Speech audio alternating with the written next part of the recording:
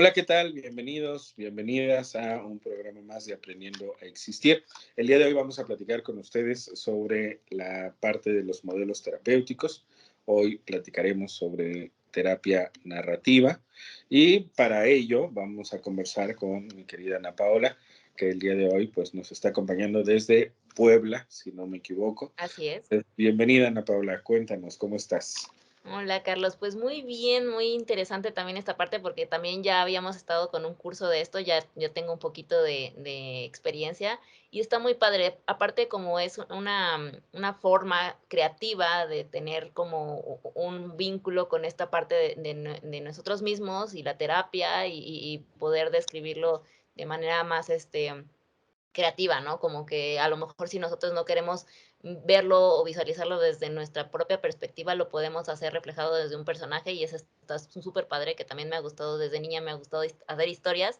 Entonces, creo que este programa va a estar muy interesante, sobre todo porque vamos a descubrir nuevas formas de expresarnos y también de poder relacionarlo con nuestra vida y nuestro sentido de vivir para poder a lo mejor entendernos mejor desde otras perspectivas. Y eso está muy, muy bonito. Y creo que en el ambiente creativo en el que yo estoy, creo que es una de las formas que más me gusta. Y qué padre, y gracias por plantearlo aquí. Yo creo que también con pocos programas que yo he escuchado de hablar de este tema y para manejarlo y explorarlo un poco más va a ser súper interesante. Muchas gracias por platicarnos de esto. Padrísimo. Entonces, ¿qué son las prácticas narrativas y cómo llevarlo a un nivel de terapia? Bueno, las prácticas narrativas, lo que Ujú, conocemos como la práctica narrativa, surge a partir de dos autores, uno australiano llamado Michael White y otro neozelandés de Nueva Zelanda llamado David Epstein. Y ellos lo que hicieron fue, ellos eran trabajadores sociales, bueno, Michael White ya falleció, David Epstein sigue con vida. Eh, Michael White era antropólogo, perdón, trabajador social, David Epstein antropólogo, y lo que hicieron fue tratar de comprender que muchas de las problemáticas que tenía la gente eh, derivaban de situaciones relacionadas con su contexto. Entonces, como tenían este componente sociológico, en donde no solo se analiza a la persona, sino como a la comunidad, al entorno, a ujú, partir de ello lograron escribir diversos textos. Uno de los libros más importantes lo hizo Michael White, que se llama Medios Narrativos para la Práctica Terapéutica. Y entonces lo que ellos hacían era analizando a otros pensadores, por ejemplo, Jacques Derrida, Michel Foucault y algunos antropólogos y antropólogas, lo que ellos trataban era de invitar a que se dejara de patologizar a las personas, de verlo desde una perspectiva menos clínica, menos enfermiza, por decirlo así, al ser humano, y tratar de identificar qué de aquello que estaba haciendo era valioso, era importante, estaba honrando su propia historia de vida, sus propias tradiciones, sus propias costumbres. Y entonces el análisis que se hacía no solo era un análisis más amplio, o sea, del individuo y de su familia, sino mucho más amplio, de su comunidad, de su lugar de origen, de sus tradiciones, de su historia. Y también se hacía una invitación a aquellos a los que dirigían estos textos de que tuvieran la valentía de aceptar que el modelo terapéutico implica una relación de poder. Eh, Siempre se ha vendido la idea de que el psicoterapeuta es un individuo objetivo o una persona, porque puede ser mujer, una persona objetiva que da su punto de vista tratando de no contaminarlo con su propia historia, que de alguna manera es el que sabe, ujú. que es el que debe ser seguido porque es el experto. Y entonces ellos vinieron y cuestionaron todo esto En los países en los que ellos habitaban era muy común que también se pudiera dar como atención terapéutica por parte de trabajadores sociales o de otros expertos en las ciencias humanas, y no como en México, que en teoría solamente quien da terapia es el psicólogo o psicóloga, aunque bueno, ahora con el coaching, pues en realidad cualquiera puede ponerse frente a otro y tratar de ayudarle. Entonces, a mí me pareció que bueno, esto surge entre 1970 y 1980. Estaríamos hablando de un modelo que tiene ya su edad, ya son unos 52 añitos, y sin embargo, sigue siendo como joven en cuanto a que no es de los modelos predominantes. Es okey. un modelo relativamente nuevo, por decirlo de alguna manera, en México. Lo que se hizo fue que muchas personas de América Latina se fueron a capacitar en un centro que crearon Michael White y David Epstein, y vinieron a América Latina o regresaron a América Latina y tradujeron al español los textos tanto de Michael White como de David Epstein. Y a partir de esa traducción, podríamos decir a partir del 2000 aproximadamente, o sea, ya estaríamos hablando de hace unos 22 añitos, las prácticas narrativas empezó a difundirse con mayor ahínco y empezó de alguna forma una colaboración en diversos países de América Latina, en donde de forma interdisciplinaria, o sea, tratando de incluir a sociólogos, antropólogos, psicólogos, filósofos, médicos, etcétera, se trató de encontrar formas de tropicalizar, por decirlo de alguna manera, los conceptos que Michael White y David Epstein tenían, porque sus sociedades son diferentes. O sea, Claro. hablar de es muy distinto a hablar de Australia, hablar de Nueva Zelanda es muy distinto a hablar de Argentina, de Chile. Entonces, justo la invitación que hacía Michael White es no apliquen tal cual esto a sus lugares, sino que bajo estas ideas traten de hacer sus propias perspectivas, Claro, porque de ¿no? eso se trata, al final de analizar la propia sociedad y cómo ha trascendido en el nivel histórico. Entonces, no puedes Exacto, conseguir una historia en comparativa de Holanda con la de México o con otros países de América Latina, porque la tiene totalmente diferente, ¿no? Entonces, exacto, desde exacto. una situación fisiológica, cómo podemos ver también el mundo de manera diferente. El clima hace ver la vida de manera diferente. Sí, Y sí, el cómo hemos sido también, eh, pues hasta conquistados por países diferentes y con ideologías diferentes. claro, por supuesto, una perspectiva de un país que ha colonizado a otros Ujú. será diferente al país colonizado, ¿no? Así es. Entonces, creo que en ese punto también es un parteaguas, porque muchas otras teorías, no sé, pensemos el psicoanálisis, la terapia Gestalt, eh, lo cognitivo-conductual, de alguna forma es esto aplicable en tal lugar, es aplicable más o menos igual a otros. Y Okey, aquí es al generalizado, revés. sin No, importar el contexto, o sea, como que maneja solamente las necesidades básicas generalizando del ser humano, exacto. y este es en base de la sociedad.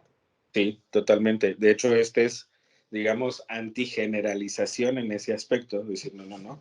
O sea, no, es más, dentro del mismo país, no podemos pensar que todos los mexicanos somos iguales en cuanto a que no es lo mismo un mexicano que vive en el sur a un mexicano que vive en el norte o en el centro, tienen Claro, perspectivas distintas, sí, incluso pensándolo con algo, un ejemplo cotidiano reciente.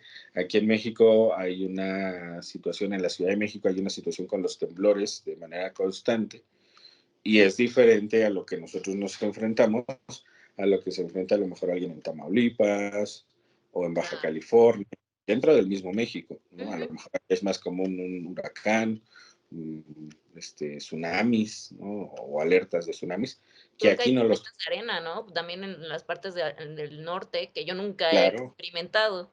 sí, sí, Ujú. en el desierto, el calor, o sea, todos esos elementos que en teoría son como muy, muy simples, van forjando una forma distinta de enfrentarnos al día a día, de vislumbrar la vida, de vislumbrar la muerte.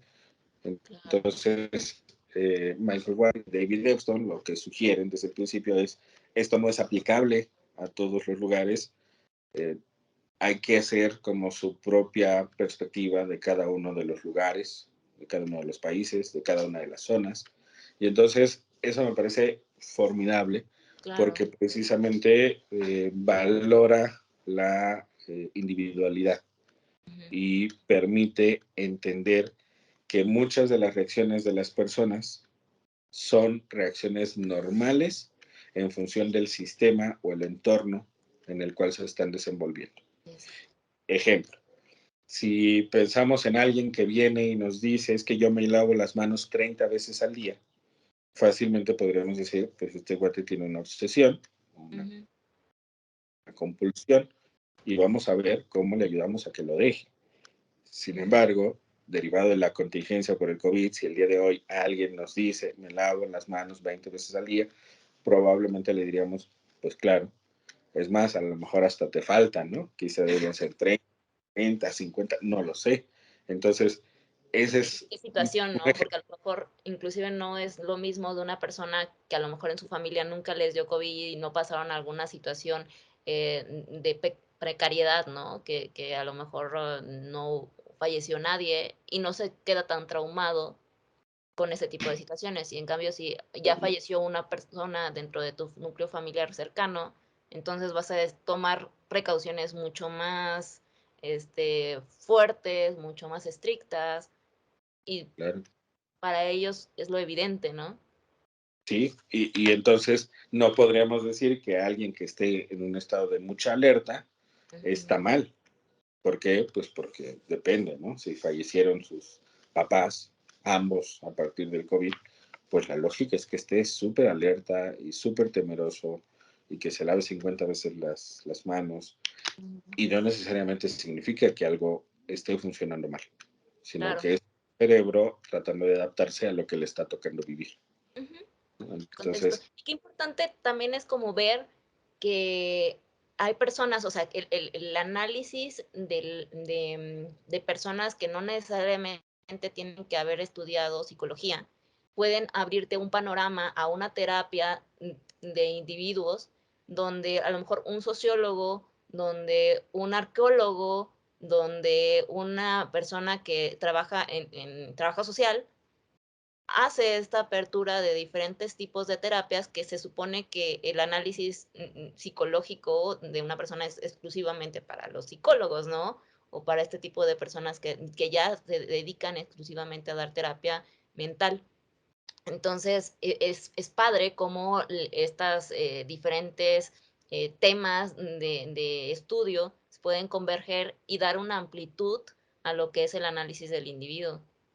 claro, claro, totalmente, porque de hecho justo es uno como de los principios de las prácticas narrativas o de la terapia narrativa, que es validar el saber de las personas con las cuales se conversa.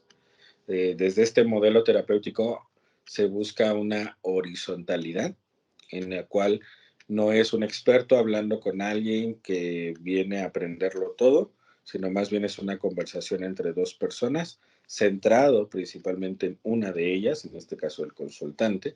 Aquí no se maneja el término paciente, sino consultante.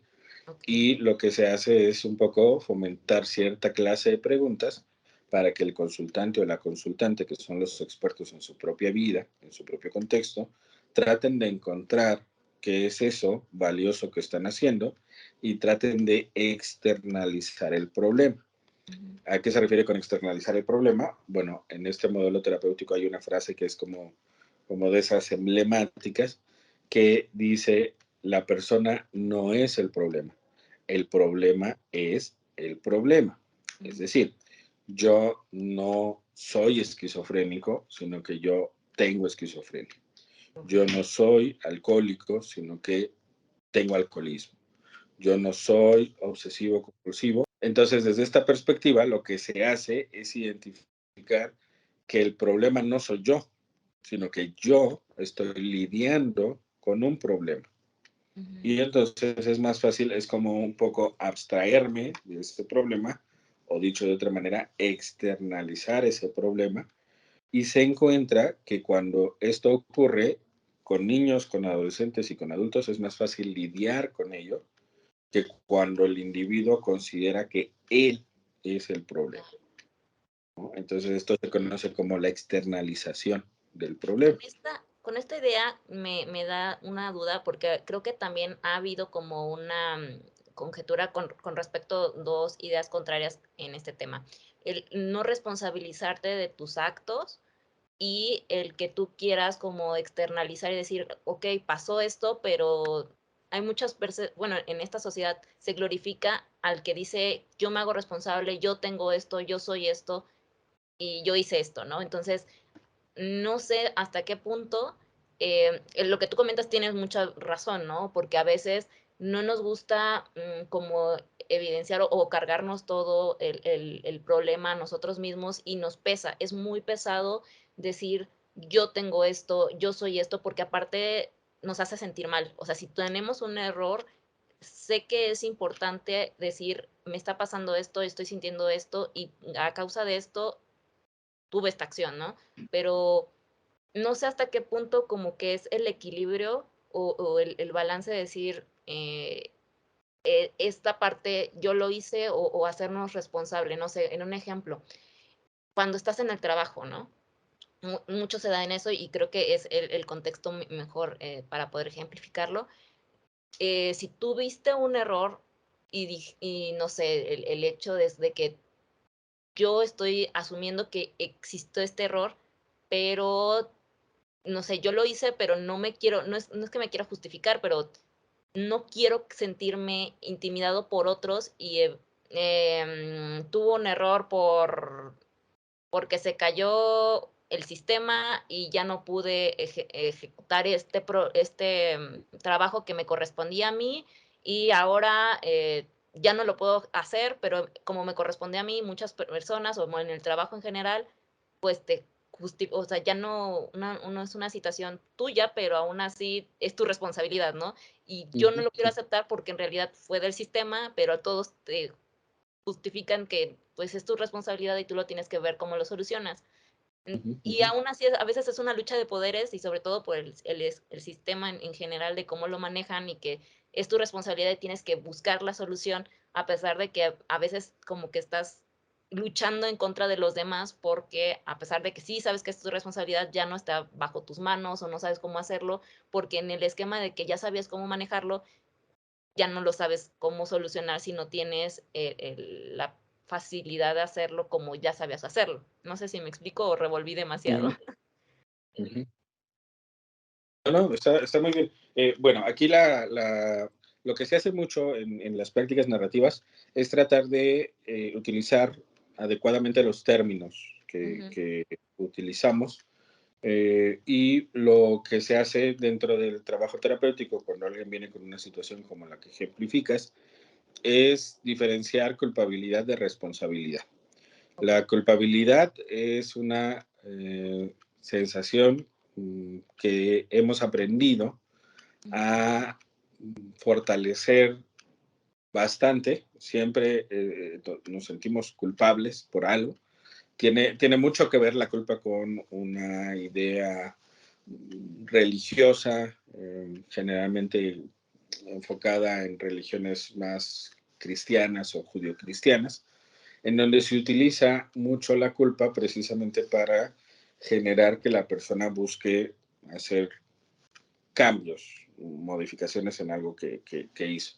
Y la responsabilidad, por el otro lado, es identificar qué te toca, qué te corresponde hacer y comprender que si te equivocas en ello, pues habrá que corregirlo y habrá que disculparnos y habrá que resarcirlo ujú. eh, y habrá que aprender de ello para no volver a hacerlo.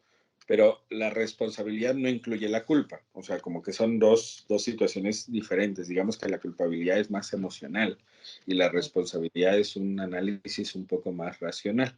Entonces, lo primero que se hace es tratar de cuestionar la culpabilidad que el individuo siente ayudándole a comprender que cuando uno siente culpa, aunque socialmente lo que nos han enseñado es que culpa igual a algo hiciste mal, seguro, Sí, sí. porque si no, no habría culpa, Ujú. se le explica que en realidad la culpa es una emoción, que es algo biológico y que surge como una invitación del cerebro a cuestionar, no es una aseveración, es una invitación a preguntarnos si algo hicimos mal. Mm, Como es una pregunta, o sea, el cerebro surge, genera la culpa como para que el individuo se detenga y se pregunte, ¿qué habré hecho mal o habré hecho algo mal? Y si la respuesta es sí, entonces vendría responsabilizarnos de ello, ofrecer disculpas, resarcirlo, corregirlo y aprender. okey. Y si la respuesta es no, entonces no se tendría que hacer nada de lo que comenté hace un instante. Entonces, diferenciar la culpa de la responsabilidad ayuda a que podamos avanzar en este tema y a que no se genere una sensación de, pues tú nunca eres responsable de nada, ¿no? Porque a veces como que eso se puede llegar a ese extremo, Ajá. sino que en realidad cada quien asuma la responsabilidad lógica de lo que le toca. Si yo no soy el responsable del sistema y el sistema se cae, pues aunque al final yo crea que es mi responsabilidad, puedo llegar a entender que hasta ahí no llega mi control, mi autoridad, mi puesto. Entonces lo que se hace es tratar de que la gente asuma su responsabilidad, primero cuestionando la culpabilidad que siente y entendiendo que a veces esa culpabilidad solo es una invitación a preguntarnos y que a veces la respuesta puede ser no. Honestamente, creo que no hice nada mal y entonces no habría necesidad de hacer más al respecto. Claro. Si la respuesta es sí, creo que sí hice esto mal, entonces la invitación es a responsabilizarnos de solo esa parte, ¿no? Okey. Por ejemplo, cuando alguien viene por temas de pareja, Ujú. es muy común que la gente o asuma una culpabilidad enorme y una responsabilidad enorme, o que le valga gorro y que sienta que no hizo nada mal. Entonces lo que se hace es precisamente cuestionar un poco ello sin decirle, no, no, no, a ver, es que hiciste mal esto, hiciste mal esto, hiciste mal esto, sino un poco propiciando las preguntas para que la propia persona logre identificar si es que realmente hizo algo mal. Okey. Aquí también entra en juego que vivimos en un sistema machista que generalmente tiende a hacer que las mujeres crean que casi todo es su culpa y que tiende a hacer que los hombres sintamos que nada es nuestra culpa. Entonces se maneja diferente un poco el modelo si es hombre o si es mujer, Okey. porque en general lo que se intenta es que la mujer se sienta menos culpable y Ujú. que el hombre asuma un poco más su responsabilidad, porque el sistema tiende a eximirle de ello. Ujú. Entonces, no sé si medio respondí Sí, sí, a sí. la ¿sí? Sí, de hecho, creo que es muy importante, sobre todo, separar lo que es la culpa y la responsabilidad. Es un punto estratégico, sobre todo porque en estos sistemas, ahora sí, hablando de social, em, es donde más nos perjudica, ¿no? Como que siento que ahorita glorifican mucho el decir: "Yo hice las cosas", aunque no necesariamente sea una culpa, o sea, no no es bueno tampoco culparnos de todo. Y hay cosas que no están en nuestras manos, y saber cuáles son nuestras responsabilidades, y si hay un error, levantar la mano y tener como ahí sí como que decir, bueno, este, felicidades a alguien que cometió el error y está siendo responsable y siendo lógico, ¿no? Pero también se glorifica mucho a las personas que levantan siempre la mano por todo y decir, es que o a lo mejor hay mucho regaño, al menos yo siento eso, de personas que no hacen más, ¿no? O sea, siempre yo creo que la sociedad ahorita te está exigiendo y te está exigiendo, y si no eres sumiso ante eso, si no te das cuenta que tú eres el responsable y que tienes que ser un poco agachón, entonces eres una mala persona, porque siempre tienes que sentir culpa. Claro. Sí, al final se utilizan muchas herramientas, el sistema utiliza muchas herramientas para terminar subyugando a la persona y para que termine siendo funcional. Entonces, este modelo terapéutico, digamos que esa es una de las críticas, que ahorita lo veremos al final, que se le okey, critica este modelo, pero una de las cosas es precisamente que a veces no se convierte en una herramienta más del sistema, sino que intenta cuestionar al sistema. O sea, okey, cuando la psicoterapia no presta atención a su propio rol, se termina convirtiendo en una herramienta más del sistema.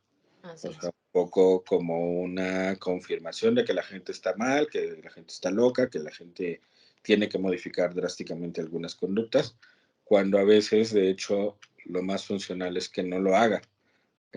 O no, funcional para el individuo, ¿no? Ujú, Para el sistema, como dices, lo más idóneo es que se someta. Entonces, el modelo terapéutico de las prácticas narrativas trata de evitar que el individuo se someta. okey, De alguna manera propicia que se siga rebelando, entendiendo que esa rebeldía es valiosa, es importante y que no es la única persona que se está rebelando, que habemos muchas más y que de alguna manera eh, resistir es valioso y es ujú, positivo. Y entonces se le dan herramientas para resistir, no herramientas para que sea funcional al ujú. sistema, Que de ¿no? hecho, me imagino que, bueno, en estas prácticas siento que muchas personas que hacen el coaching o que están sobre todo en empresas, no sé si, bueno, que la mayoría no son psicólogos, pero sí hacen como un estilo de coaching o son también sociólogos, filósofos, que también he visto que están haciendo este tipo de cosas, que manejan una dinámica de positivismo para que se siga manejando y que se siga ejerciendo una situación de manejo de positividad y que todo lo puedes y levanta la Claro. mano y grita y muévete cada 5 minutos, pero tú sigue chambeando y ponte la camiseta y vas a lograr mucho y vas a ser millonario en 2 años. Sí, sí. Sí, sí, lamentablemente el coaching se ha convertido en muchas ocasiones en una herramienta más del sistema para subyugar al individuo y para hacerle sentir que, pues que bueno, sí, le pagan poquito, pero pues no está tan mal, que debería sentirse feliz porque hay Ah, 1000 personas desempleadas que quisieran su empleo. Entonces termina siendo una herramienta más del sistema pintado de buena onda y pintado de de positivismo y esperanza. pintado sí, claro, y de te estoy ayudando, ¿no? Cuando en realidad quizá la ayuda sería pues sí, tu trabajo es una porquería porque además de que no te estás realizando, te pagan bien poquito y a lo mejor conviene buscar otra cosa. Y, Pero es y que hay muchas personas que no quieren como salir de ahí, o que es mejor, siento que este tipo de cosas es como, no pienses, no cuestiones, no digas nada porque no te preocupes, si tú haces las cosas bien, todo te va a salir bien. Es como esta situación de decir, si eres buena persona, te va a ir bien. Y no, ese es cierto, esto totalmente falso. No porque seas una buena persona, las cosas se te van a mejorar, no porque seas una buena persona, vas a ser millonario, no porque seas una buena persona y muy trabajador, vas a hacer las cosas de manera bien y todo se te va a ir dando y vas a encontrar buenas personas. No, eso es totalmente falso. Y muchas claro, veces yo creo que, y me he encontrado con muchas personas así, que vivimos frustrados porque todos desde niños nos criaron y nos dijeron la idea de que si eres buena persona te va a ir bien y vas a ir al cielo, pero no. Y frustramos porque, bueno, soy buena persona, mira, que ahora me sale el regalito o ya, no sé, mínimo claro, tendría que ya estar siendo todo lo que me dijeron que tendría que tener porque era buena persona, pues ya lo tendría que haber tenido porque soy bien buena persona, soy bien chambeadora, trabajo de lunes a sábado, domingo ¿y qué está? ¿Dónde está mi recompensa? claro, por supuesto. Sí, justo uno de los elementos que se utiliza mucho en las prácticas narrativas, tanto en la terapia como en la teoría, es la deconstrucción. La deconstrucción es un término introducido por el filósofo Jacques Derrida, en donde precisamente lo que se hace es cuestionar todas esas ideas, ¿no? Ujú, Por ejemplo, si uno es bueno, le va a ir bien en la vida, ¿no? Entonces lo que se hace es un poco identificar cuáles son todas las ideas que la persona viene encargando y claro, no todas al mismo tiempo porque sería un poco como abrumador. dejar al individuo en el limbo, pero sí empezar a cuestionar algunas de ellas de forma tal que el individuo se quede con una perspectiva ya no tal cual se le enseñaron en la infancia, en la adolescencia o en la adultez temprana, sino ya como una perspectiva un poco más propia, ¿no? A lo mejor, por ejemplo, en mi caso podría ser, si soy bueno, me irá bien en la vida, pero entendiendo el bien, no como voy a ser millonario, sino a lo mejor voy a vivir tranquilo, voy a vivir en paz, voy a vivir satisfecho con mi propio rol en el mundo. Y eso es que me vaya bien, ¿no? Habrá otras personas que lo deconstruyan de forma diferente y que digan, bueno, pues quizá no tengo la obligación de actuar de forma positiva porque mucho de lo que hago lo hago más bien por temor, ¿no? Ujú. Entonces modifican. Entonces, al final no es esta historia se tiene que transformar en esta historia, sino que es en función de cada persona, se va a deconstruir sus propias ideas y va a terminar con unas mejores. ¿Mejores para quién? Para esa persona.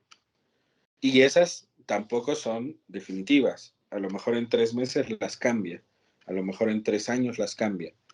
¿Y por qué eso es positivo? Porque está en un proceso de deconstrucción constante, ¿no? O sea, la deconstrucción es precisamente cuestionar estas ideas y es una tarea inacabada.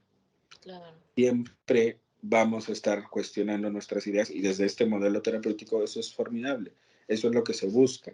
¿Cómo deconstruir nuestras ideas? Haciéndonos preguntas. Por ejemplo, ¿cómo fue que esta idea llegó a mí?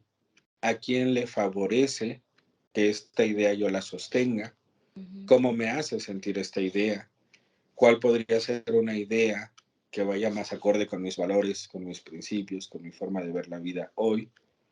Entonces, ese tipo de preguntas sobre cada una de las ideas que tenemos es una forma de construcción. Okey. Entonces, cuando vemos a una persona que, por ejemplo, dice, yo ya estoy deconstruido, podríamos pensar que quizá no comprende del todo el término o que cree que ya terminó, o sea, que la deconstrucción llega a un punto final y desde el punto de vista del filósofo que externó el término, Jacques Derrida, la deconstrucción nunca llegas al final. Sería como afirmar yo ya todo lo sé. Ujú. Entonces, no hay nadie que pueda afirmar yo ya todo lo sé. Además, siempre surgen diferentes cosas, o sea, al final, nosotros, por ejemplo, estamos viviendo cosas que nuestros abuelos no vivieron, con la tecnología, con diferentes tipos de vinculaciones que hoy se dan, podemos encontrar y tener la comunicación con tanta facilidad y con tantas alternativas, que nos están surgiendo nuevos problemas. Y por lo tanto, Ujú, el surgirnos nuevos problemas y nuevas complicaciones y nuevos vínculos y nuevas formas de ver la vida, no podemos saber el día de mañana cómo vamos a solucionar todos ellos. Entonces, siempre vamos a estar en evolución, siempre vamos a estar analizando los nuevos vínculos, las nuevas formas de relacionarnos, de nuevas parejas, a lo mejor de nuevos trabajos, y el cómo nos sentimos con este tipo de nuevas estrategias o nuevas emociones que vamos presentando con este tipo de nueva vida que nos vamos vinculando, ¿no? Entonces, es muy interesante, sobre todo porque, la vida nos te presenta cosas diferentes siempre, y de acuerdo a esas cosas, son ideas diferentes, y vamos a tener actitudes diferentes. Nunca así, vamos a poder decir que lo sabemos todo, porque siempre hay cosas nuevas. claro. Y tampoco podemos decir que ya estamos totalmente deconstruidos, porque significa aceptar que ya no me estoy cuestionando nada, ¿no? Yo ya me deconstruí, yo ya quité mis ideas de la infancia y ahora tengo mis propias ideas y hasta aquí llegué, punto. Ya no quiero aprender más, ya no quiero cuestionar más, ya no quiero que otras perspectivas me hagan ruido, yo me quedo con esto. Y eso es más cercano a la fe, a la Sí. religiosidad, que pues a la ciencia, al avance, al progreso. Entonces, por eso el término deconstruido o sea, como algo ya finalizado, no tiene como mucho sentido, sino más bien es en proceso de deconstrucción. Significa que estoy constantemente cuestionándome. Pero eso choca con lo biológico. ¿Por qué? Porque al cerebro no le gusta la incertidumbre. Entonces, estarme constantemente construyendo significa estar constantemente cuestionando mis propias ideas y eso Ujú. genera mucho estrés. Ansiedad, sí, Eh, claro. sí, entonces es tratar de encontrar un equilibrio en el cual yo pueda tener ciertas ideas más o menos firmes, más o menos estables, para a la par, con eso, poderme mover más o menos tranquilo en el mundo y a la par darme tiempos, darme momentos, por lo menos una vez a la semana, para sentarme y para cuestionarme conmigo mismo y cuestionarme algunas de las ideas que tengo sobre el amor, sobre la amistad, sobre la felicidad, sobre el éxito, sobre, sobre todo, porque en teoría son términos que ahí tenemos, pero que a veces nunca nos hemos sentado a cuestionarlos. Entonces, cuestionarlos es empezar a deconstruirlos. Claro, claro, qué interesante.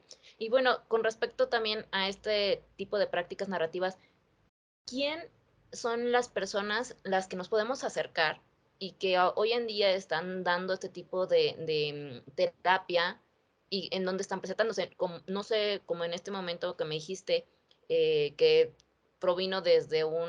¿Son los trabajadores sociales los que están manejando este tipo de terapia? ¿O son, como qué tipo de personas? Hay psicólogos que también lo manejan. Digo, yo sé que hemos tomado cursos, o hay como que ¿qué más personas lo están trabajando? Mira, hay varios colectivos en la Ujú, ciudad de, bueno, en México, no diría solo en la Ciudad de México, pero ya sabes que aquí pues tenemos cierto centrismo, mm, chilangocentrismo le llaman, ¿no? Que casi muchas cosas están en la Ciudad de México o área conurbada, los estados que están muy alrededor y el resto del país como que todavía no le llega todo. sí, Pero lo que ocurre es que hay distintos centros que habitualmente uno puede buscar en Google, prácticas narrativas, y va a encontrar cerca de donde se encuentra físicamente algún centro o alguna organización, generalmente son colectivos, cuestiones un poco medio sociales, que inicialmente surgen como algo social, grupos que intentan modificar algo, que están en pro de la despenalización del aborto, que están en pro de los derechos de las minorías, etcétera, ¿serían y que como son grupos de esos ayuda? grupos, perdón, ¿Serían como grupos de ayuda? exacto, como grupos de ayuda, pero generalmente con una perspectiva social, o sea, con Okey, una perspectiva de generar cambios a nivel político. Porque una de las cosas geniales, en mi opinión, de este modelo terapéutico es que no le tiene miedo a tocar el tema del poder. O sea, mm. desde este modelo terapéutico se entiende que algunas cosas solo van a cambiar si cambia la constitución, si cambian las leyes, Sí, si porque se... esto habla de un nivel social.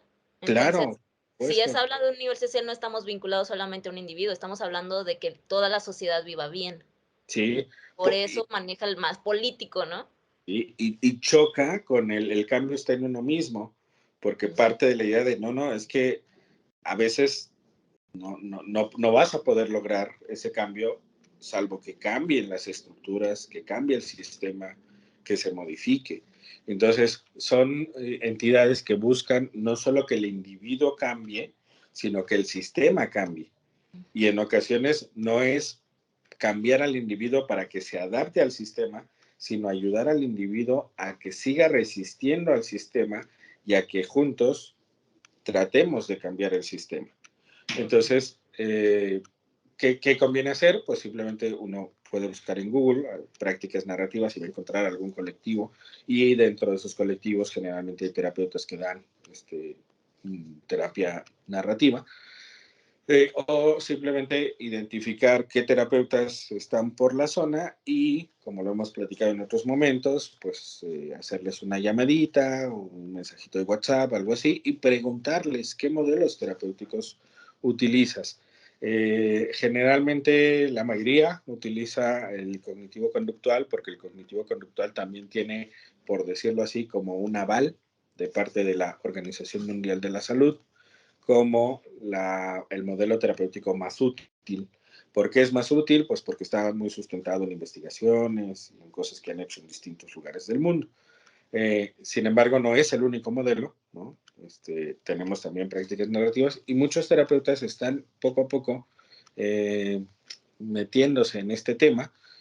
Por ejemplo, mi esposa y yo llevamos aproximadamente unos 7 años trabajando desde este modelo terapéutico trabajamos nosotros con otros colegas y solo, no sé, por ejemplo, si somos 10, solo 2 manejamos prácticas narrativas, y los otros 8 que quedan, 6 manejan cognitivo-conductual y 2 psicoanálisis, ¿no? Ok. Algo así es como la, El las esquema rebanadas. porcentual. Ajá. Sí, y entonces, ¿qué conviene hacer? Pues tratar de identificar si el terapeuta o con quien tú vas a acudir, pues maneja las prácticas narrativas, si es que no encuentras como un centro Ujú, especial de prácticas narrativas. Algo maravilloso que se hace en las prácticas narrativas es que se utilizan elementos que no necesariamente están presentes en otros modelos, por ejemplo, uso de cartas terapéuticas, uso de testigos externos. Testigos externos es invitar a personas cercanas a ti, que están presentes en una sesión y que dicen cosas positivas que observan en ti, como un poco como esto que llegamos a ver en algún momento como intervenciones en ujú. Estados Unidos, que se sentaban Ok, ok. Ajá. para decirle, a ver, Carlos, tenemos que hablar, ¿tienes un problema? Haz de cuenta, sí, Ok. pero positivo, ¿no? Así como de, quiero decirte que esto es maravilloso, que esto que estás haciendo está genial, te admiro mucho, te quiero, te aprecio. Y entonces lo que se genera en este tipo de modelo terapéutico es una perspectiva maravillosa, no solo del individuo, sino de su entorno. No es magia, a veces hay entornos terribles, nefastos, de los cuales hay que alejarnos, pero a veces sí tenemos amistades, vecinos, conocidos, maestros, alumnos, que a lo mejor ellos sí son positivos para mí, y entonces esos son los vínculos que se fortalecen. O Ok. sea, aquí se cuestiona la idea de que uno tiene que llevarse bien con su familia.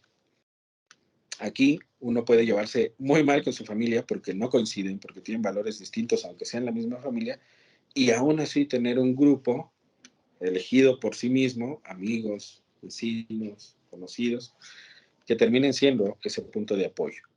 Entonces, justo esa es un poco como la idea, cuestionar algunos conceptos, de construirlos y a lo mejor acercarnos a otros que el individuo elige y que le son mucho más útiles.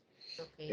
Es muy común, por ejemplo, que alguien viene, sobre todo mujeres, porque recordemos que en México el 90% de los que acuden a terapia son mujeres, que por un lado es formidable porque implica la gran capacidad que tienen las mujeres de entender que en determinado momento requieren ayuda y buscarla, aunque si lo vemos desde otra óptica es terrible porque muchas de las problemáticas no son generadas por las mujeres sino por los hombres, y los hombres no están acudiendo tanto a psicoterapia como creo que convendría. Sin embargo, quedándonos un poco con la parte positiva, eh, es muy común que las mujeres vengan y refieran que están muy enojadas. Y en otros modelos terapéuticos, que a lo mejor están más alineados al sistema, consciente o inconscientemente, dándose cuenta o sin darse cuenta, a lo mejor le dirían, vale, te voy a dar técnicas para que no te enojes tanto. Ujú, Y en este modelo terapéutico no. En este modelo terapéutico lo que hacemos es ayudarle a la mujer, porque la mayoría son mujeres, a darse cuenta de que su enojo surge porque algo que para esa persona es valioso está siendo transgredido, minimizado o invisibilizado. Y entonces, cuando la mujer se da cuenta de ello, a veces sale de la terapia y se enoja más, pero ahora entiende por qué se enoja y ahora claro, entiende lo valioso de su enojo y pone límites. Y eso exacto. genera que a veces su entorno Puede se tomar enoje. una acción porque lo vuelve consciente y sabe Sí, qué es lo que podría permitir y lo que ya no puede permitir. Y así eso me es. parece muy interesante porque de hecho, ahora que ya lo puedo, que me lo explicaste y que lo puedo como aterrizar, sí, ahorita hay muchos grupos de apoyo y que a lo mejor dan como una terapia o hablan específicamente de un tema, te reúnes con diferentes personas y hablas referente a ese tema, pero hay un moderador Modera. que, Ujú. te está diciendo como el esquema de cómo se piensa en la sociedad y todo esto, ¿no? Ya he tomado como diferentes talleres y me imagino que también cada moderador utiliza diferentes técnicas o diferentes tácticas para que esto se maneje o se implemente de una manera más entendible, que se pueda expresar de una mejor manera, como como, en algún momento estuve tomando un taller de empoderamiento femenino con un psicólogo de Monterrey, que eso creo que ya en algunos otros videos creo que los he mencionado, que se llama Rudy García, si quieren búsquenlo en Facebook, muy bueno.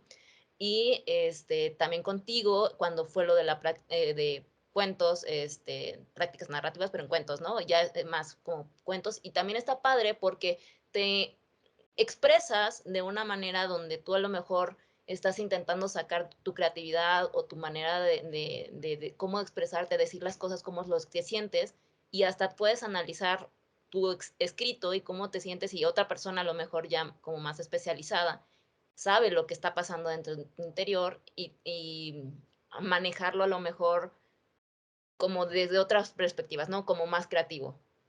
No Ujú, sé, ujú. está muy padre. Sí, creo que es muy, es una situación enriquecedora.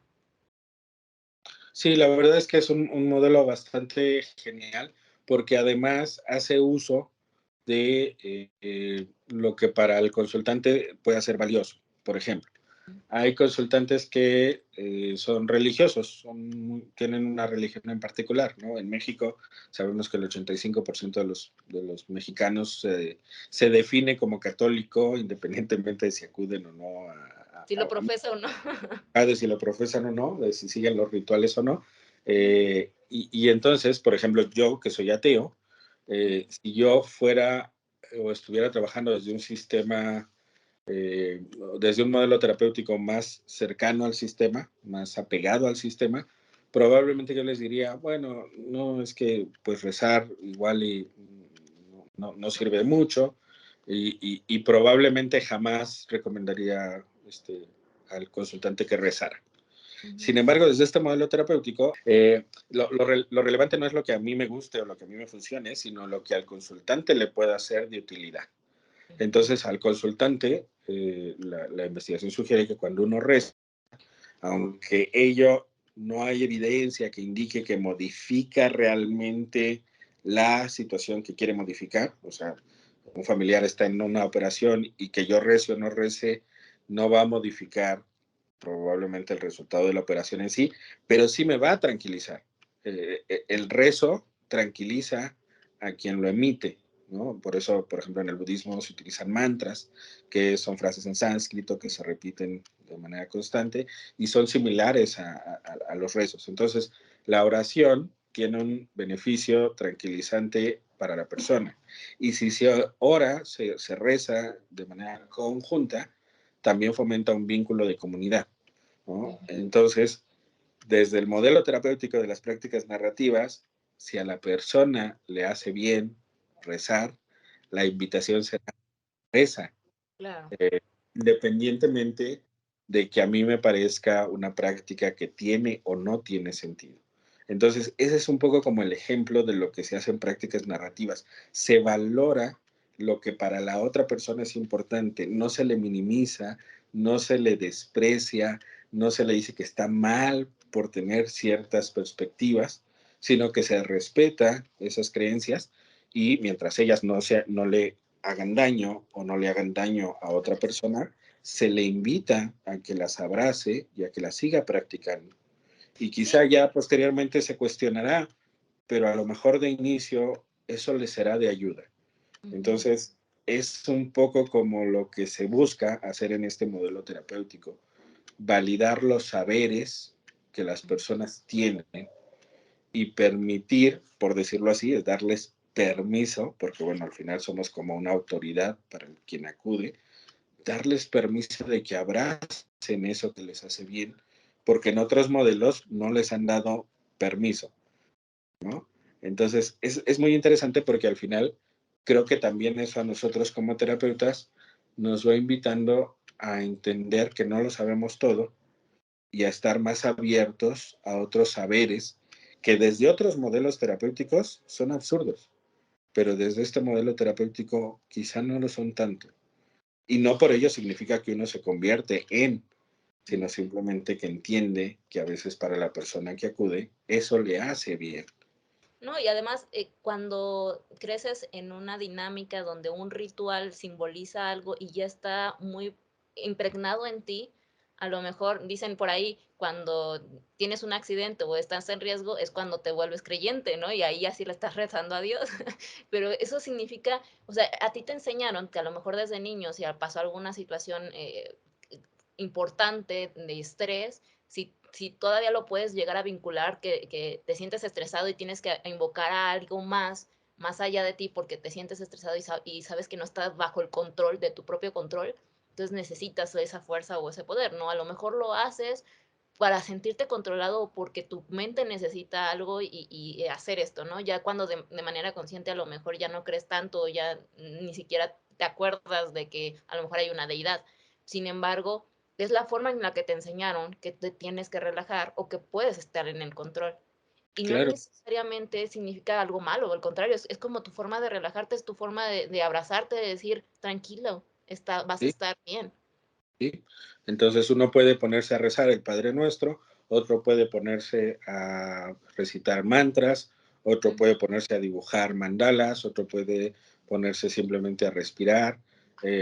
Y entonces lo que se hace desde las prácticas narrativas es no minimizar lo que cada persona valora, sino al contrario, darle su lugar y sugerirle que abrace aquello que les ayuda siempre y cuando no le haga daño.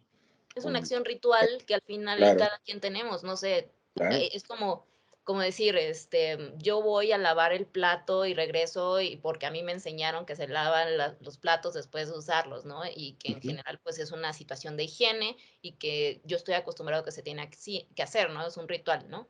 Y ya a lo mejor en otra situación, para mí o mi salud mental, mi ritual de sentirme mejor es rezar en las noches porque así me siento satisfecho. Entonces así puede es. ser un ritual y no puedo ni juzgar a otras personas porque esa situación la hace sentir bien. O en algún punto yo también ya soy, en todo mi cuestionamiento, hoy en día me siento segura de ser atea y cuando mi mamá, si estoy con ella, va y me persina o me bendice o algo, yo sé que para ella es una situación de decirme a mí que me ama, que me quiere proteger. Y si Ujú, ella se siente bien con eso, yo no tendría por qué hacerle un desplante con claro, respecto a ello. claro. Esa es una validación del saber del otro, ¿no? Ujú, La creencia del otro, de la perspectiva del otro. ¿Cuál es el límite? Que esa creencia no le haga daño al individuo ni a otros. Entonces, claro. mientras eso no ocurra, adelante. Entonces, son como las pequeñas, sutiles diferencias que a veces hay entre las prácticas narrativas y otros modelos terapéuticos. Otros modelos terapéuticos parten de la idea de que el terapeuta es el que sabe, el terapeuta todo lo que dice así se debe de hacer, y las prácticas narrativas dicen, no, no, si eres un individuo que igual va a salvar, no sabes qué responder, y se vale decir, en este modelo terapéutico se vale decir, no sé qué decirte, te Claro. escucho, te veo, me siento triste igual que tú. O sea, es como una perspectiva, creo yo, mucho más humana, mucho más Ujú. realista. Y bueno, tiene evidentemente algunos detractores, las prácticas narrativas, la terapia narrativa. Los tres principales puntos negativos que podríamos decir que se le atribuyen es, por un lado, que es desordenada. Contrario a otros procesos terapéuticos en donde uno va trabajando sesión por sesión el mismo tema hasta que ya la persona está como del otro lado. Aquí un día hablamos del amor, otro día hablamos de la amistad, otro día hablamos del trabajo, otro día. ¿Por qué? Pues porque hablamos en función de lo que la persona quiera conversar y entendemos que al final, sea lo que sea que estamos trabajando con la persona, le estamos ayudando a construir algunas ideas y la sensación que en general surge es me siento mejor, aunque no tengo muy claro por qué. Eh, ¿no? Y a veces sí, el mismo consultante o la misma consultante puede decir, pues creo que esto es medio desordenado y sin embargo a algunos eso les genera mucho ruido y a otros pues como que no tanto, No, ¿no? porque de todas maneras nosotros vivimos en una situación de desorden en algún punto, ¿no? Si estamos llegando a consultar con una persona que quiero que desmenuce toda la situación mental que tengo en la cabeza, es porque también está en desorden. A lo mejor si me surgió en algún momento, me acuerdo mucho de cuando yo estaba asistiendo a terapia contigo, me decías si tenía una etapa de crisis, no puedo seguir avanzando con a lo mejor las tareas que me habías recomendado hacer y que íbamos a avanzar, porque yo tenía un momento de crisis donde pasó alguna situación y que necesitábamos hablar de ello. Entonces, a lo mejor, pues necesitas, tu cerebro no va a estar en otro punto, no vas a poder solucionar eso si no hablas y te desahogas del punto de crisis. Así es.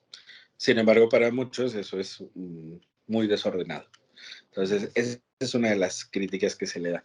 Otra de las críticas que Ok. la segunda crítica que habitualmente se da es que se parte de la idea de que como aquí intentamos valorar el sentir del otro, el pensar del otro, como que se queda la sensación desde afuera de que el otro nunca se hace responsable Ujú.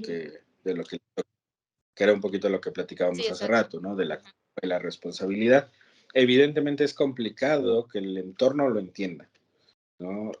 Y también entendemos que a veces el entorno no lo va a entender y pues aceptamos que a veces solo quien acude lo va a entender y ni modo, ¿no? O sea, a Ujú. veces yo como terapeuta quisiera que tanto mi consultante entendiera y su familia entendiera y su pareja entendiera y sus compañeros del trabajo entendieran y yo me conviene entender que pues todos esos nunca van a terapia y probablemente por eso nunca le van a entender. Y Y que nunca entonces, están como en el punto de su vida para querer analizar o poder estar estudiando otro tipo de ambientes, ¿no? Porque son como, yo lo siento como círculos, ¿no? Donde vas aperturándote en un círculo más grande y más grande, donde no ves lo que te afecta, pero que sí te termina afectando, porque tú estás adentro de este círculo. Pero vas abriendo círculos más amplios donde el sistema, estás dentro de un sistema que te sigue afectando y al final del día tendrías que estar analizando y estudiando un poco de todos estos círculos donde tú terminas en el punto medio.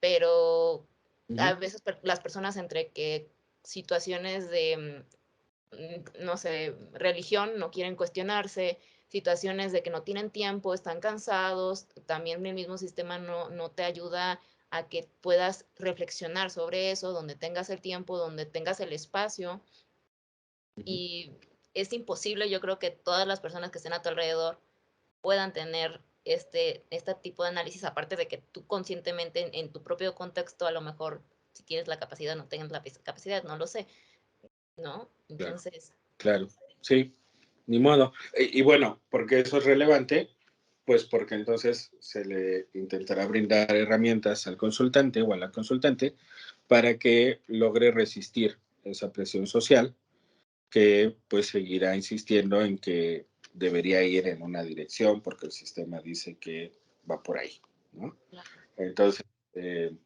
es como darle herramientas para resistir, Ujú. ¿no? Que se vuelva un poco como rebelde, pero que sepa cómo hacer que esa rebeldía no sea subyugada, esté apabullada por tanta presión social. Ujú. Pero bueno, esa es la segunda cosa que se reclama, que aquí como que mucha gente no se hace responsable de lo que le toca. Yo creo que sí, solo que de una forma diferente a la que a lo mejor el entorno esperaba, ¿no? O sea, yo creo que al final sí las personas se terminan haciendo responsables, pero no de todo lo que los demás les dicen que tienen que hacerse responsables, sino que a No, veces solo asumen cierta parte que les toca.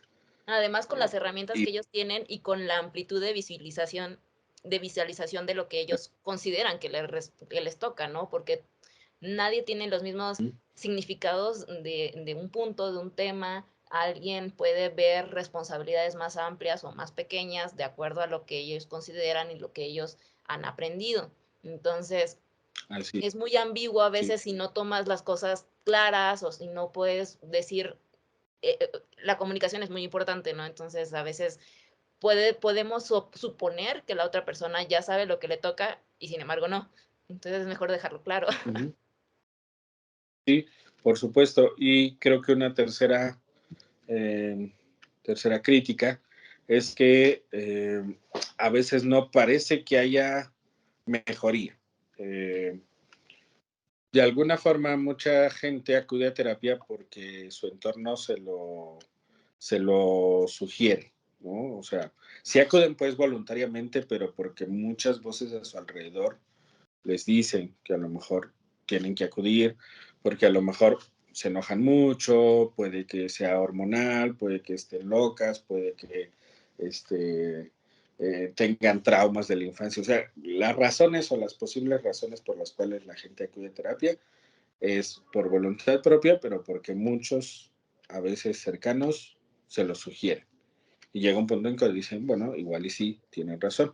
Ujú. Pero como este modelo terapéutico es un poco diferente, a veces la gente no se deja de enojar, a veces se enoja todavía más, a veces la gente no se alinea a lo que se supone que se tiene que alinear, a veces la gente se vuelve mucho más contestataria, mucho más cuestionadora de todo, de todos, a veces manda todo al carajo, y se va a recorrer el mundo. O sea, pueden ser como reacciones a veces un poco incomprensibles para el entorno, y entonces el entorno, que obvio no lo entiende, puede considerar que en lugar de haberle beneficiado, el Le acudir a perjudico. psicoterapia le afectó. Sí. Ujú. Entonces, también tiene un poco como ese estigma Mm. la parte de prácticas narrativas. En general, casi cualquier modelo, pero creo que las prácticas narrativas más, porque en muchas ocasiones no solo la conducta inicial se mantiene, sino que se vuelve todavía mayor. O sea, viene alguien que se enoja mucho y a veces se enoja el doble. ¿Cuál es la diferencia? Que ahora entiende por qué se enoja, que ahora entiende que está defendiendo, que ahora está poniendo límites, que ahora ya no se deja, y eso puede molestar al entorno. Entonces, eh, sí, creo que es complejo en ese aspecto. Y lo que a mí me ha pasado es que la mayoría de las personas que llegan a acudir, después de un tiempo me terminan mandando a sus papás, a sus mamás, a sus primos, o sea, un poco como tratando de que los otros que les rodean y que les son importantes también lo entiendan, pero entendiendo que ellos no se los pueden explicar, y entonces un poco como ojalá y les puedas ayudar a que lo vean para que me entiendan, ¿no? Entonces, eh, eso es como lo que ha pasado en mi experiencia. Sin embargo, honestamente a mí me parece maravilloso porque creo que la gente, aunque socialmente parece que sigue siendo poco funcional, justo las prácticas narrativas buscan eso, que uno no se alinee al sistema, sino que uno siga resistiendo, entendiendo que el sistema va a querer callarnos, opacarnos, pisarnos, eliminarnos, porque el chiste es gente homogénea, Ujú. ¿no? Entonces, no sé, a mí me gusta mucho Star Wars, entonces siento que es un poco como seguir fortaleciendo a las tropas rebeldes que son bien poquitas y bien poquitas y no tienen como mucho poder, parecería, pero que al final cuando se unen pueden generar que el sistema caiga, ¿no? Ujú. Entonces, yo creo honestamente que nunca lograremos que el sistema caiga, sin embargo, creo que sí podemos intentar que algunas cosas de ese sistema se vayan modificando, por lo menos en lo más inmediato a cada uno de nosotros. Ujú. Entonces, creo que por ahí iría como las prácticas narrativas, y obviamente la genialidad que yo veo en todo esto es no hay una receta que aplique para todos, Ujú. sino que se va buscando hacer algo a la medida de cada persona, porque cada persona es un mundo, y entonces no se utilizan ni los mismos ejemplos, ni las mismas metáforas, ni los mismos ejercicios Así es, con dos consultantes, porque cada persona es distinta. claro. Entonces, es interesante, me parece que es complejo en ese aspecto, porque no es que yo te aplique un test a ti, le aplique un test al otro y al otro y el mismo test para todos. Aquí no se utilizan test, no se hacen diagnósticos, se cuestionan esas etiquetas. No, no es que estemos en contra de la psiquiatría, entendemos que a veces el cerebro requiere cierto medicamento, lo que sí estamos en contra de la patologización, es decir, que toda tu vida tengas que estar tomando medicamentos, que de alguna manera te alinees al sistema y seas funcional y no lo hagas de tos. Aquí es un poco al revés. Okey. Eh, Y esto va un poco a lo que alguna vez y habías comentado de que no podríamos poner etiquetas también en el narcisismo, en la psicopatía y este tipo de padecimientos, o no sé cómo se le sí, llame ahora. sí, Ajá. sí, sí, digo, tenemos un manual que en teoría nos rige a todos los psicólogos. Bueno, tenemos dos, uno que es el DSM-5, me parece que ya va que en la versión 5, Ujú. y tenemos otro que se llama el CIE, me parece que se va en la versión 11, que son los que indican todos los trastornos mentales que una persona puede llegar a tener. Pero en esos manuales, por ejemplo, en el DSM-4, DSM-5, bueno, en el DSM, en alguna versión previa, creo que era en el 2, la homosexualidad estaba incluida, ¿no? Mm, Entonces, o sea, muchas cosas que el día de hoy están incluidas, probablemente en 10 años, en 50, en 100, ya no estarán ahí. Y ujú. entonces lo que hoy vemos como patológico resulta que no lo es, o lo es solo en esta época, pero quizá más adelante, conforme avanzamos y evolucionamos, deja de estar ahí. Entonces, me parece que esas etiquetas no necesariamente son del todo coherentes.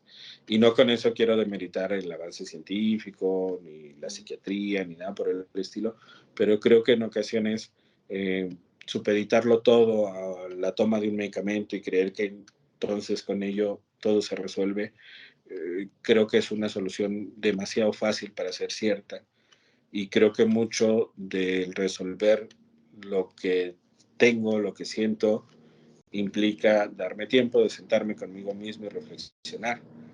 Y la psicoterapia es ese espacio de una hora en donde uno puede, una vez a la semana, intentarlo, pero lo idóneo sería que lo hiciéramos todos los días, Claro. fuera de la psicoterapia, ¿no? Ujú. Y también este modelo se busca que no sea demasiado largo el proceso, generalmente son 3 meses o menos, Pero porque ya la idea es, dependería de la persona claro, y depende de la la situación en que esté. situación, Porque también depende, no claro, es lo mismo a lo mejor, yo sí lo visualizo y últimamente hasta he escuchado un poco de asesinos seriales y estas personas que ya tienen problemas muy, muy serios de agresividad para terceras personas e inclusive consigo mismos, que definitivamente sí se ve como muy evidente una, no sé si situación mental deteriorada y que aquí en este tipo de situaciones o con este tipo de personalidades sí se evidencia que hay algo que está mal, ¿no? O que a una persona que a lo mejor solamente tiene tendencias a,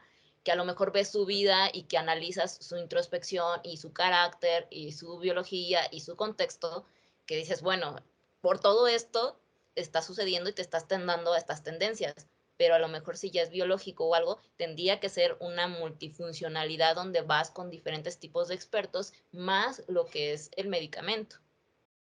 sí, por supuesto. Sí, sí, o sea, la parte psiquiátrica es importantísima, y hay gente que, aunque tenga todas las ganas, su cerebro no está generando cierto neurotransmisor, y entonces se requiere el apoyo del medicamento. Es como la gripe, ¿no? A lo mejor yo tengo toda la actitud, pero pues me duele la cabeza y estoy con escurrimiento nasal, pues el medicamento me va a ayudar un poco a evitar ese dolor de cabeza y ese escurrimiento nasal. Pero que eso resuelva toda la problemática y el por qué me enfermo cada 3 meses de gripe, pues Pues, evidentemente no. ujú, Entonces habría que hacer un trabajo complementario junto con el medicamento, que en este caso la psiquiatría sería la parte médica, la ujú. parte farmacológica, y la psicoterapia sería ese otro paso o ese otro proceso para poder identificar por qué me estoy enfermando cada 3 meses. Igual y tiene que ver con mi alimentación, igual y tiene que ver con mi trabajo, con mi nivel de estrés, con que no encuentro el sentido de mi vida, qué sé yo. Entonces justo es por ahí por donde la terapia intenta brindar ese apoyo sin denostar otros saberes y otras ciencias y otras creencias, sino como indicando claramente, esta es otra perspectiva, no es la verdad, solo es un punto de vista, está sesgado por mí, porque el ser humano no puede ser objetivo, todos somos subjetivos, y entonces cuando la gente como que lo tiene claro, creo que le quita ese aspecto medio sagrado a la psicoterapia y se ve más como una conversación donde a lo mejor de 3 ideas que el cuate me dio, una me parece relevante, las otras no tanto y las desecho, porque no es sagrado, no le tengo que creer todo. Y entonces, si lo que estamos intentando es que la gente aprenda a cuestionar, pues también la psicoterapia debe ser cuestionada por la gente, ¿no? Ah, Entonces, es un poco como un proceso que a mí me parece muy humano, muy empático, eh, muy compasivo, entendiendo que lo que se está buscando es entender el sufrimiento del otro y tratar en la medida de lo posible disminuirlo. Y a la par, me parece que a nosotros como psicoterapeutas, cuando tenemos esta perspectiva, sí nos invita a estar en constante deconstrucción y a estar en constante actualización y estar en exacto. constante eh, entendiendo el entorno político que se vive. O sea, eh, desde este modelo terapéutico, el psicoterapeuta puede hablar de política, puede hablar de fútbol, puede hablar de religión, puede hablar de todo, porque todo eso termina influyendo en lo que somos. Entonces, desde este modelo terapéutico, el terapeuta tiene redes sociales y sus consultantes pueden ver sus redes sociales. Eh, claro, hay ciertos parámetros éticos que desde aquí no se rompen, ¿no? Por ejemplo, evidentemente no puede haber una relación afectiva, amorosa entre consultante y paciente. Tendrían que pasar mínimo 3 años que se dejaron de ver para a lo mejor que algo pasara. No pueden acudir a eventos, fiestas, cosas por el estilo como tal, porque eso sería ya más como una amistad, más Una que un amigas, proceso. ajá, más Pues, una situación más íntima de amistad, bueno, de claro, convivencia. claro, pero fuera de eso, pues no, o sea, lo que se busca es un poco como que haya una apertura y que el consultante incluso de repente también pueda preguntar, oye, ¿y tú cómo manejas tu situación con con tu familia, con tu pareja? ¿Se vale? Sí, sí se vale. ¿Por qué? Porque no soy, no soy una autoridad, soy otro ser humano. Y podemos conversar de ello, ¿no? Entonces, me parece que incluso esa vulnerabilidad que a veces desde este modelo el psicoterapeuta puede mostrar, justo termina siendo positiva, porque le hace entender al otro que esto es solo una conversación, somos seres humanos, conversando un poco más en la problemática de uno de ellos, pero al final solo es una perspectiva, solo son opiniones, solo son ideas, Y al final del sugerencias. día, también la situación como que esta brinca mucho, porque sí se dice que es que si tú eres el profesional, tú eres el que tiene que tener toda la razón. Es como cuando tú eres el mayor y tú eres el niño, y yo vengo aquí a aprender, no me vienes a decir entonces a qué vengo, ¿no?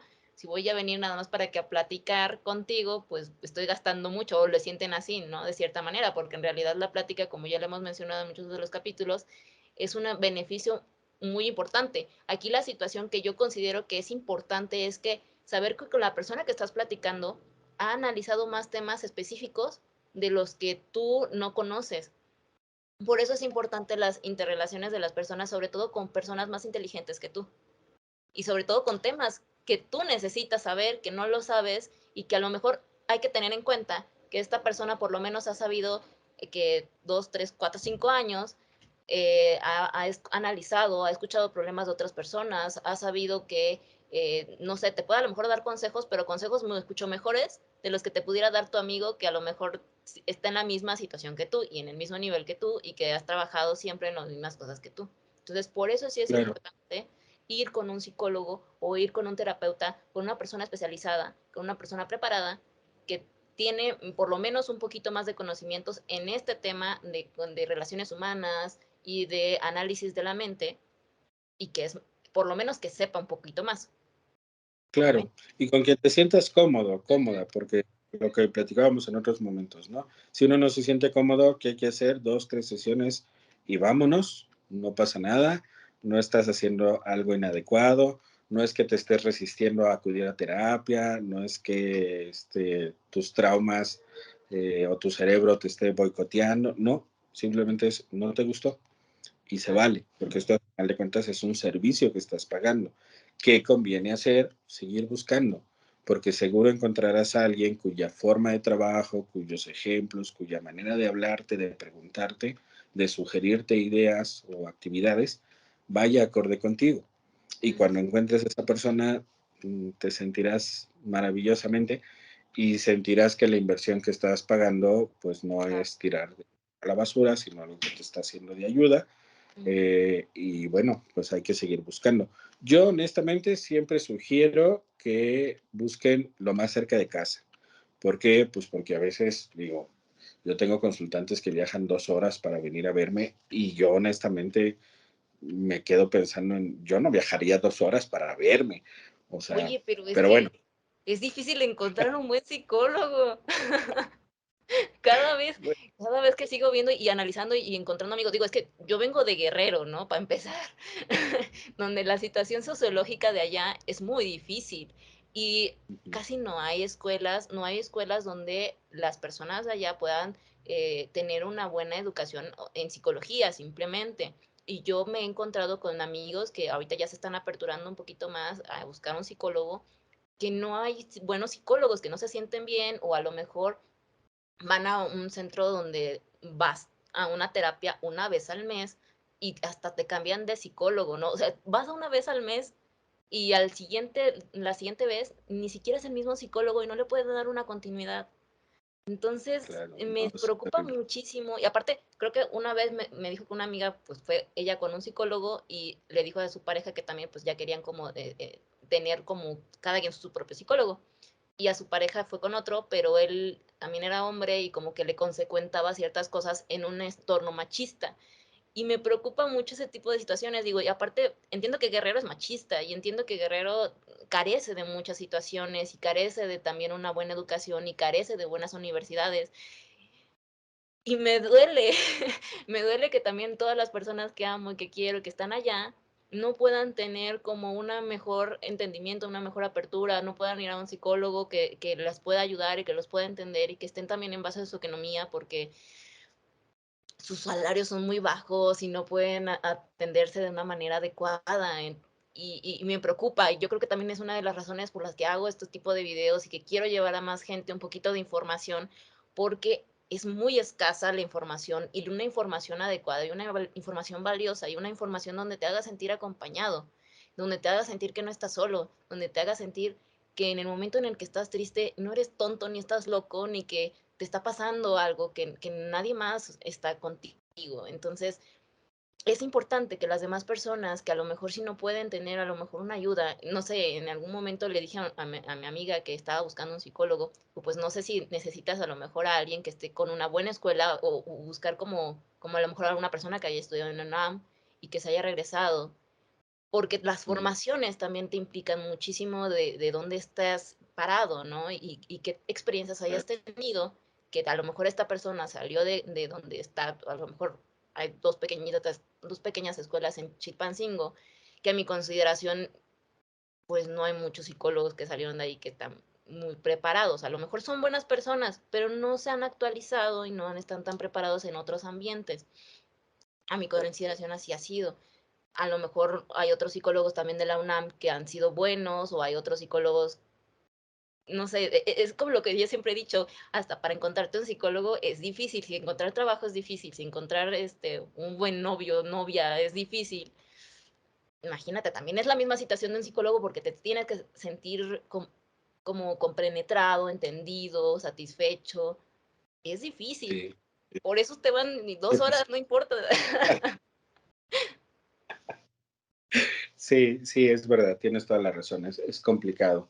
Creo que encontrar a cualquier profesional de la salud que, que sea ético, con quien te lleves bien, con quien te sientas en confianza es complicado, sea dentista, sea psicólogo, sea veterinario, sea médico. Entonces, pues sí, he ahí la problemática. Entonces, bueno, si encuentran alguno bueno, no le suelten. Si encuentran alguna buena, no le suelten. Así es. Bueno, pero tampoco se queden años, ¿eh? No le Sí, suelten durante unos meses, porque tampoco es idóneo que dure toda la vida la psicoterapia, porque yo creo que entonces ya se convierte en una dependencia, ¿no? Entonces, dirían en mi pueblo, ni tanto que queme al santo, ni tanto que no le alumbre. Ujú. Entonces, encontrar el punto medio. Y bueno, yo creo que sí es pertinente que si no te gusta, 2, 3 sesiones, creo que es más que suficiente para poder evaluar. Y si no, busquemos otro. Y si no, busquemos otra. Y si no, vayamos buscando. Porque esto es, como bien lo dices, como encontrar a veces el amor. Hay que seguir buscando y no quedarnos con lo menos malo, porque al final no nos va a funcionar. Ujú. Entonces, pues suerte en la búsqueda. Eh, si Suerte les en la búsqueda interesa del psicólogo ideal. la búsqueda del psicólogo ideal o la psicóloga ideal. Y creo que también ahí hay un poquito de sesgo porque es paradójico, porque de las escuelas de psicología el 70% son mujeres. Mm, Es decir, de cada 10, 7 son mujeres, 3 son hombres. Y en muchas ocasiones mucha gente prefiere hombres como terapeutas. Entonces, creo que ahí también puede haber un sesgo en donde, porque estamos en una sociedad machista, se prefiere más a los hombres que a las mujeres. Y a mí me parece que las mujeres tienden a ser mucho, en general, como terapeutas, tienden a ser mucho más empáticas, compasivas, comprensivas. Entonces, creo que darle oportunidad a mujeres terapeutas también es una buena claro, idea. Y si tienen perspectiva de género, a mí me parece maravilloso porque creo que justamente las prácticas narrativas, la perspectiva de género van mucho de la mano. claro. Entonces, pues yo Pues creo sí. que por ahí serían los tips para que sigan buscando. Y pues yo creo que por hoy terminaríamos con nuestro video. ¿Cómo Claro, ves? pues sí, muchas gracias, Carlos. Creo que me gustó mucho. Ya nos corrimos mucho tiempo. Qué bueno que estamos hablando de esto. Vamos a seguir hablando de este tipo de temas. Si quieren mandarnos algún comentario, un mensaje, si quieren información, a lo mejor que les recomendemos algún tipo de grupo, asociación, psicólogo. Por favor, escríbanos en los comentarios. Nosotros estaremos compartiendo información para que todos ustedes se sientan bien consigo mismos. Y espero que les haya gustado, compartan, por favor, esto nos va a ayudar a hacer crecer mucho. Y pues bueno, muchas gracias por todo, les mando muchos besos. Recuerden que a psicoterapia no va la gente loca, sino la que quiere aprender a existir. Hasta luego, bye. Muy bien, bye.